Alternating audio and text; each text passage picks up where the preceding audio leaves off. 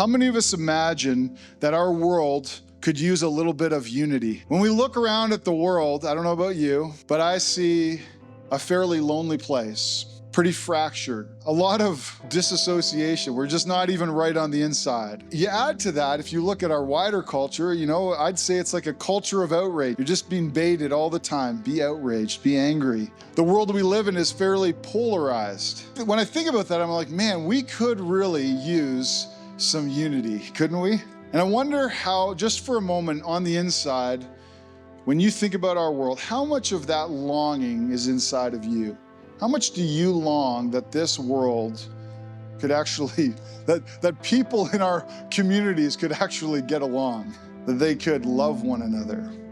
How deep is that longing? Just check. I'm not saying it's burning, I'm just wondering. Tell me if this is true. You notice this happens these days with the information that, and we have an information overload, right? You probably woke up this morning and you started getting information online, scrolling and receiving.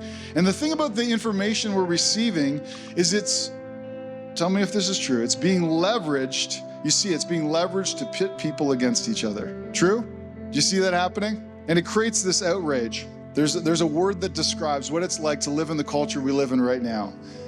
And the word it's war. You're talking with other people and you're wondering, are they with me or against me? Do I agree or don't agree? Can I trust them? Do they believe or see what I see? I'm not saying all this because I'm denying that there should be a war. Because how many of us know, when you read the Bible, it's pretty clear, there is a war going on. But what do we know is that it's a spiritual war. And how many of you know the first rule Paul lays out, if you're going to engage in a spiritual war, what do you have to know? We do not wrestle against flesh and blood.